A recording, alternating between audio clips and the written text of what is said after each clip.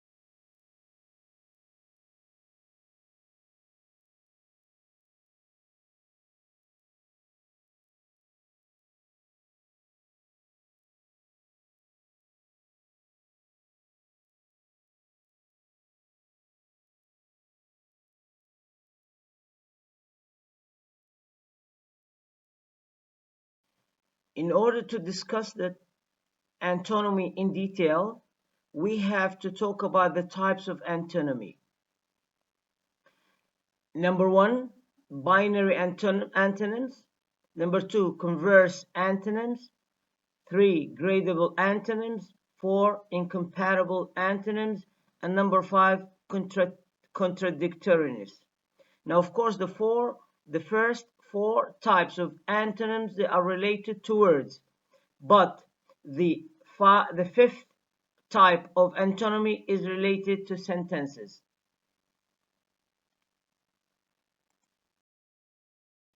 The first type of antonyms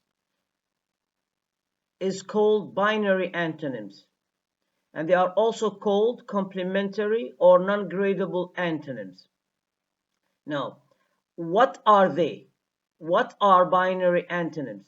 They are predicates which come in pairs and between them exhaust all the relevant possibilities. i.e., if one predicate is applicable, the other one cannot be, and vice versa. For example, dead and alive, male and female, correct and incorrect, exhale and inhale, and so on. Now, we should notice that if dead is applicable, alive cannot be applicable. If X is applicable, Y cannot be. Therefore, if someone is dead, he cannot be alive. And if someone is male, he cannot be female. And if a sentence is correct, it cannot be incorrect. Either correct or incorrect. And between them, there are no possibilities. Either A or either X or Y. Binary antonyms have no continuous spectrum between them.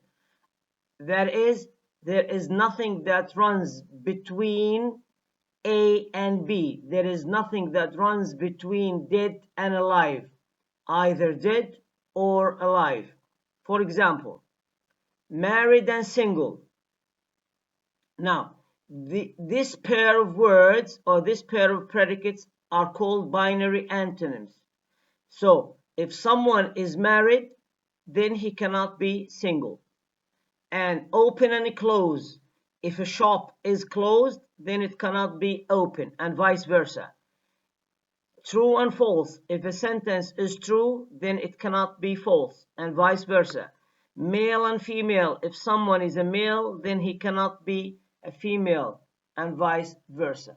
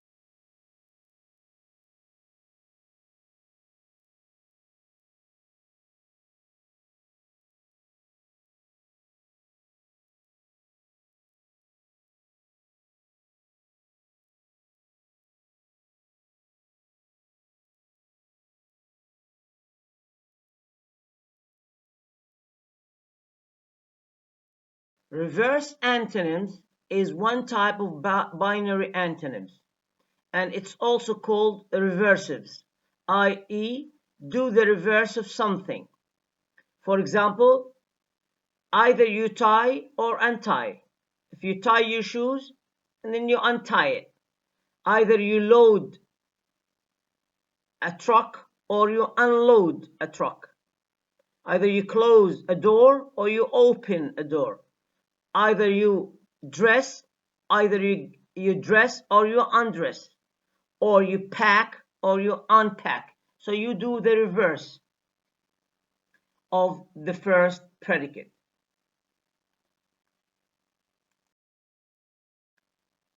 The second type of antonyms is converse antonyms. Now, they are also called relational antonyms. They are pairs of opposites where one cannot exist without the other, or they are two predicates that describe the same relationship, but they are mentioned in the opposite order. For example, parent and child, father and son, grandparent and grandchild, teach and learn, master and servant, teacher and student, doctor and patient, husband and wife, borrow and lend, buy and sell. Examples in converse antonyms, as we mentioned in the previous slide, parent and child, for example, father and son, or father and daughter, mother and son, mother and daughter. Therefore, if X is the parent of Y, then Y is the child of X. If Khalid is the father of Selma, then Selma is the child of Khalid. Husband and wife, if X is the husband of Y, then Y is the wife of X. If Khalid is the husband of Selma, then Selma is the wife of Khalid. Buy and sell. If X buys something from Y, then Y sells something to X. And again, teacher and student. If X is the teacher of Y, then Y is the student of X. The third type of antonymy is called gradable antonyms. They are two predicates whose meanings are at opposite ends of a continuous scale of value. There is a scale, there are grades, there are levels of oppositeness. For example, tall and short, expensive and cheap, hot and cold, clean, dirty, delicious, disgusting, love, hate, stingy, generous, beautiful, ugly, close, remote, clever, stupid, large, small, high, low, wide, narrow, rich and poor. For example, hot and cold are gradable antonyms. Why? Because they lie on a gradable scale of value. There are grades or degrees of oppositeness. Therefore, hot, degrees of hot, warm, lukewarm, cool, and tepid. There are degrees of hotness and coldness. Between hot and cold, there are possibilities. To test gradability, we can use adverbs like very, very hot, very cold, very much, incredibly hot, more or hotter, most or hottest. How hot is it? How hot is the weather? How hot is the water? And how much? For example, cheap, we can say very cheap, cheaper, or the cheapest. There are degrees of cheapness here. Rich, someone is richer than another. A is richer than B. A is very rich.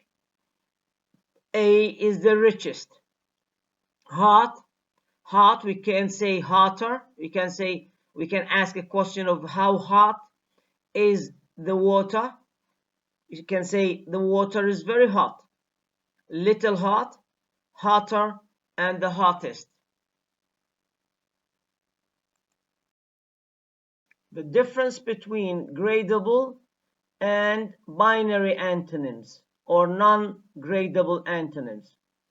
Gradable antonyms can be tested by using adverbs like very, more, less, and so on, whereas binary antonyms cannot. For example, we can say very poor, poorer, the poorest, and how poor. But we cannot say very dead, more dead, the most dead, or how dead. We can also say that X is more handsome than Y, but we cannot say that X is more married than Y. We can also say that how tall is Noor, or how tall is Noor is acceptable, but how spinster is Noor is not acceptable. The fourth type of antonymy is incompatible antonyms.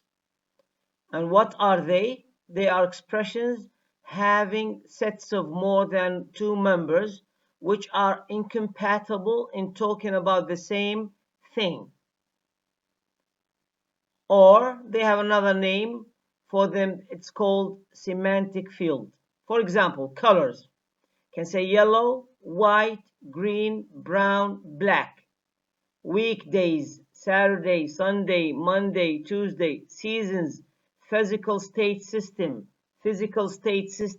months, animals. So if something is not yellow, so it could be white or green or brown or black.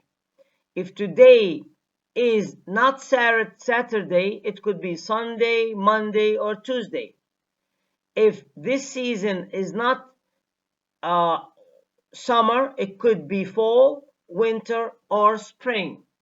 And for example, if this animal is not a cat, it could be a dog, it could be a sheep, it could be a camel, etc.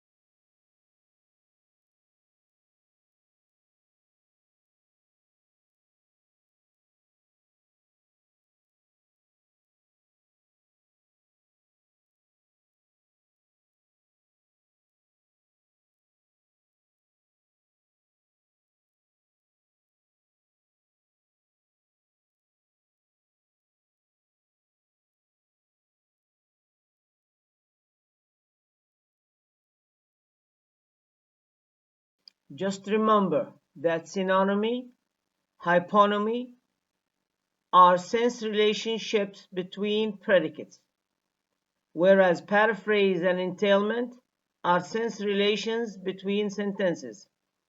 Also, antonymy, binary kind, the converse, and the gradable and the incompatible sense relations between predicates, whereas contradictoriness, which is also a type of antonymy, is a sense relation between sentences. Contradictoriness or contradiction is the fifth type of antonyms. A proposition is a contradictory of another proposition if it is impossible for them both to be true at the same time and at the same circumstances. Or a sentence expressing proposition X is a contradictory of a sentence expressing proposition Y if it is impossible for both X and Y to be true at the same time and at the same circumstances, which means that X has to be true and Y has to be false. For example, the sentence "the dog is alive" is a contradictory of the sentence "the dog is dead," because the same dog cannot be alive and dead at the same time. And that's why we call both sentences are contradiction of each other. The sentence "John murdered Bill" is a contradictory of the sentence "John did not kill Bill," because if John murdered Bill, John should be dead. That's why they are contradictory of each other. John murdered Bill is a contradictory of John did not kill Bill.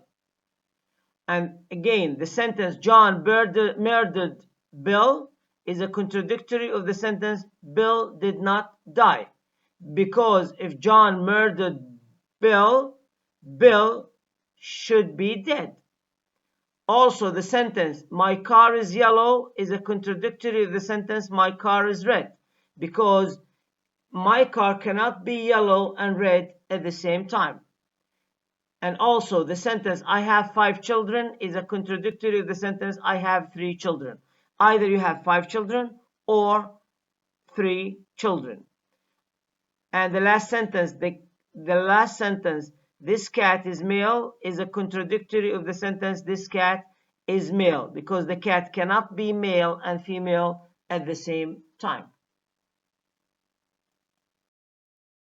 Now we will move to the second type of sense relation of dissimilarity, which is ambiguity. Ambiguity means not clear, vague, ambiguous, fuzzy, gray. So, a sentence is ambiguous if it has 2 or more paraphrases which are not themselves paraphrases of each other. Now, generally, we used to say that ambiguity, an ambiguous sentence, is a sentence that has 2 meanings. But to be more specific, we follow this definition. For example, "we saw her duck." This sentence has 2 paraphrases, paraphrase 1 and 2. Now, paraphrases 1 and 2 are not in themselves paraphrases of each other. It has 2 different propositions. An ambiguous sentence has 2 different propositions. So, the sentence "we saw her duck" has 2 propositions, has 2 meanings. Number 1, we saw her lower her head, and we saw the duck, the bird that belongs to her. And notice that sentence 1, proposition 1, and proposition 2 are not paraphrases of each other. They do not have the same meaning. Therefore, some scholars claim that an ambiguous sentence represents 2 sentences, not 1 sentence.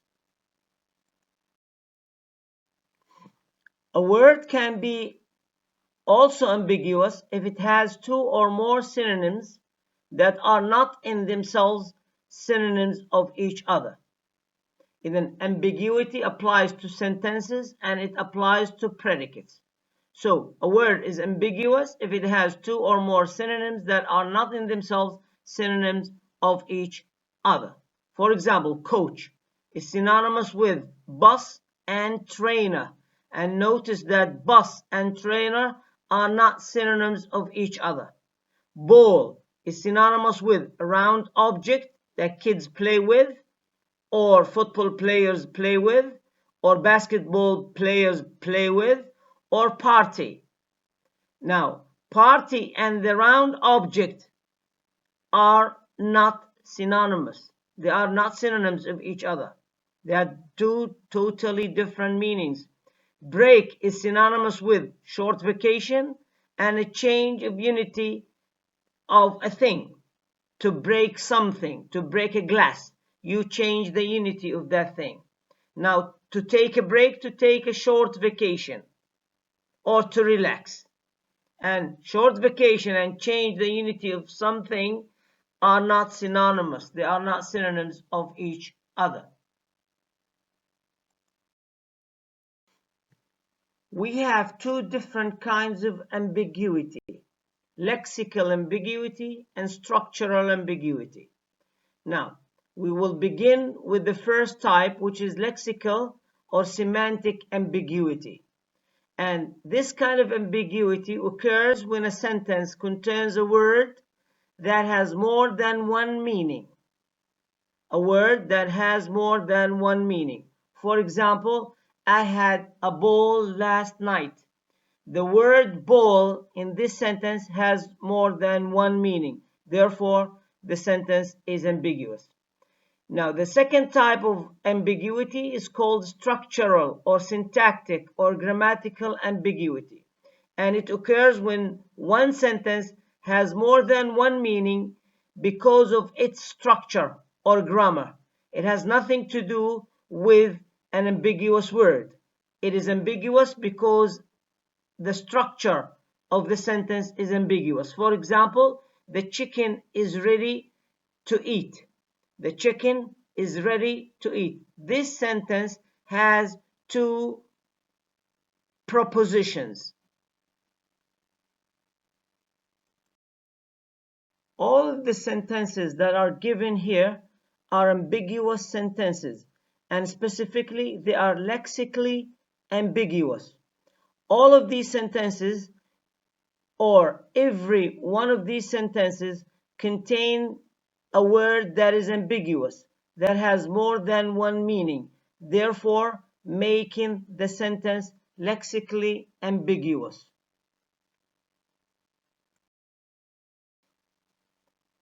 All of the following examples, or the examples given here, are examples on structural ambiguity. All of these sentences are structurally ambiguous, not because they have an ambiguous word, no, but because the structure or their structure is ambiguous. Therefore, every one of these sentences has more than one proposition.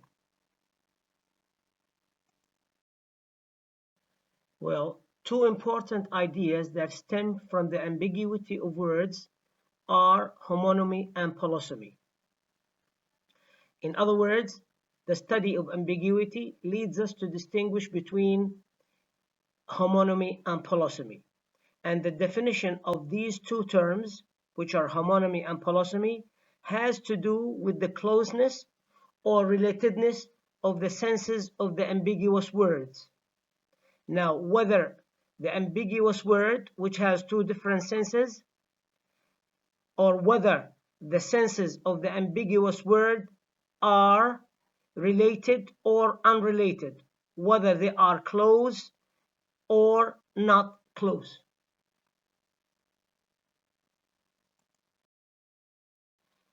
To start with homonymy, homonymy is a case where an ambiguous word has different senses that are a part of from each other and not obviously related to each other in any sense.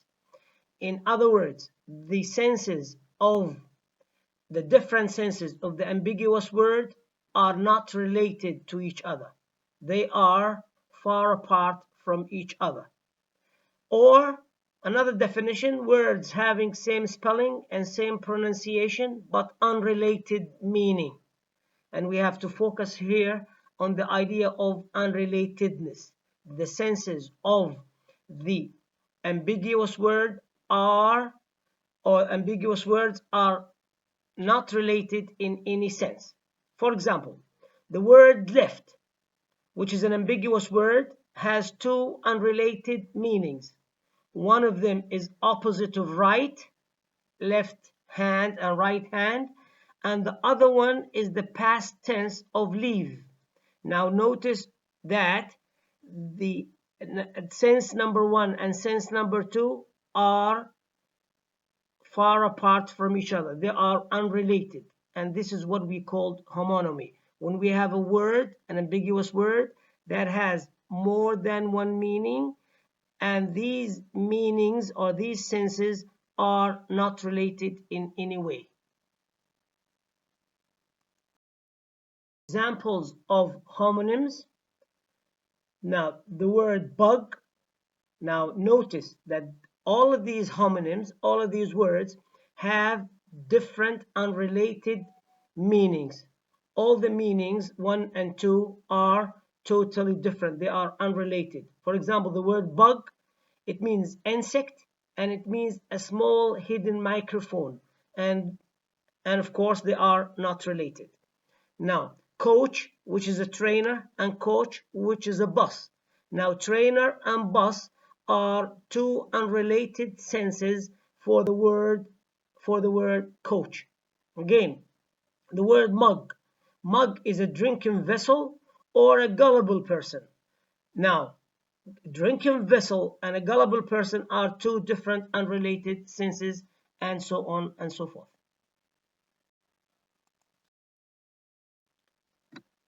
All right, this slide contains more examples of homonyms in English.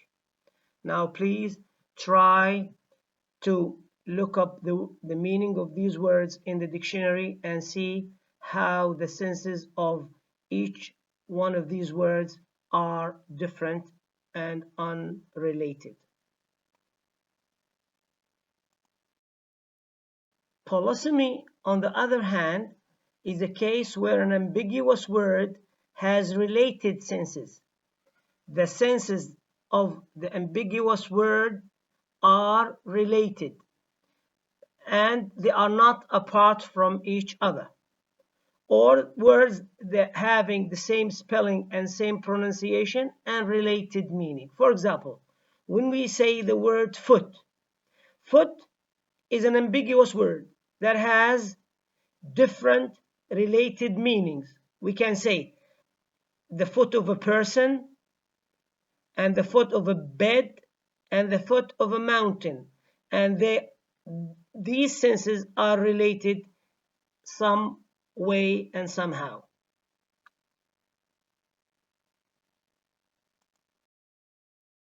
The following words are more examples on the notion of polysemy.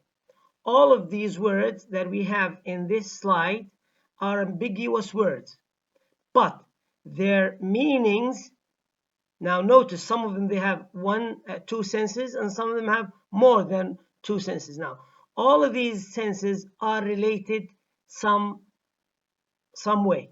Now, for example, when we say the word mouth, we can say the mouth of a person, the mouth of a bottle, and the mouth of a river. The word butt, the butt of a person, butt of a gun, and butt of a cigarette. The word wood, we can say a piece of tree, or an area with a lot of trees, like a small forest or a forest. Now, lip, we can say a lip of a person or the lip of a jug. Now, notice the senses, or when you say the lip of a person, you know the lip of a person, and the lip of a jug, they are related, some way and somehow. Now, the relationship between homonymy and polysemy, or the differences between homonymy and polysemy.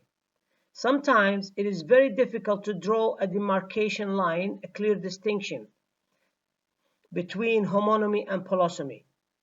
You cannot have a perfect distinction between polysemy and homonymy because sometimes the examples are not very clear. Examples of homonymy and polysemy are not clear. We have some clear cases, but in some other cases the examples are not clear, because some words can be example of homonymy and synonymy and polysemy at the same time.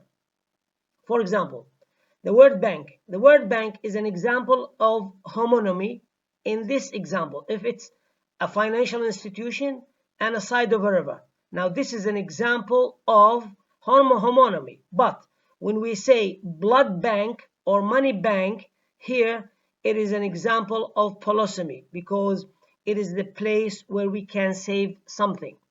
In polysemy, bank is a place where we can save something. So the meanings are related, but in financial institution and a side of a river, the meanings are totally different. Again, match is an example of homonymy. We can say a match is a game, football match, or a match is similar objects. They are a match. Now, this is an example of homonymy, but also match can be an example of polysemy. We can say a match is similar objects, and we can say that a match people that fit each other. Sarah is looking for her match. Sarah is looking for her match. Or I am trying to match these two objects. Now here, in this case, this is an example of polysemy. Sometimes it is also difficult to find a synonymous word or phrase for a given word. Therefore, it is always possible to indicate different senses of a word by giving different contexts or environments in which the word may be used. For example, the word grass. We can say keep off the grass, which is a noun, and he refused to grass on the members of the gang. Now, grass and grass in these two sentences, they have different meanings. Also, rock. The ship hit a rock and sank. And let's rock and roll. Now, rock and rock in example 1, example 2 mean different things. Now, the word hard.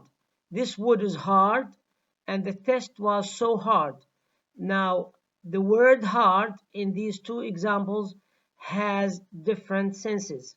Now, notice that in so many cases, one word may belong to one part of speech and the other belongs to another part of speech. Like in the case of grass, in the first sentence, it is a noun, and in the second sentence, grass is a verb. In the second word, rock, in the first sentence, rock is a noun, and in the second, it is a verb. However, in hard, in both sentences, 1 and 2 is an adjective.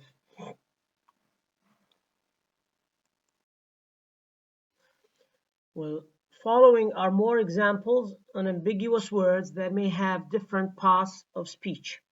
For example, long, which is an adjective and could be also a verb. Sack can be a noun and can be a verb. Fast can be a noun, can be an adjective. Flat can be an adjective and can be a noun. Now, steer can be a verb and can be a noun. Punch can be a noun, can be a verb, and so on and so forth. Now, in order to understand their meanings, it is preferable that you disambiguate these ambiguous words by giving 2 or more different parts of speech. For example, if you have an ambiguous word that it is difficult to understand, what you do is try to disambiguate it. Try to find the parts of speech of the ambiguous word. Now, this will make it easier for you to understand the meaning. The relationship between ambiguous words and ambiguous sentences. The following statement indicates this relationship. Now, the statement says some sentences which contain ambiguous words are ambiguous, while others are not. And some sentences which contain no ambiguous words are ambiguous, while others are not. Now, to explain this statement, I will start with the first part of the statement. Some sentences which contain ambiguous words are ambiguous, while others are not. Typically, we know that sentences that contain ambiguous words are ambiguous. However, the case is not so all the time. Sometimes we may have a sentence that contains an ambiguous word and still unambiguous.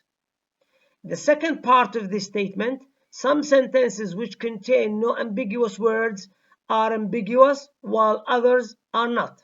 We know that typically sentences that contain no ambiguous words are unambiguous. However, we may have a sentence that contains no ambiguous words and still we can call it ambiguous.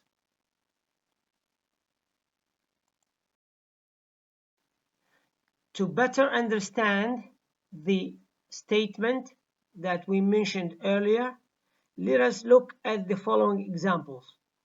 Now, the following examples are examples on sentences which contain ambiguous words, but they are not ambiguous. Now, for example, a kind young man helped me to cross the road. Now, this sentence contains two ambiguous words, but still, the sentence is unambiguous. A pike is a kind of fish. This sentence contains an ambiguous word, which is kind, and still the sentence is unambiguous. I am very cross with you. This sentence also contains an ambiguous word, and still the sentence is unambiguous. Syntax is a branch of linguistics. Again, this sentence contains an ambiguous word, but it is still unambiguous.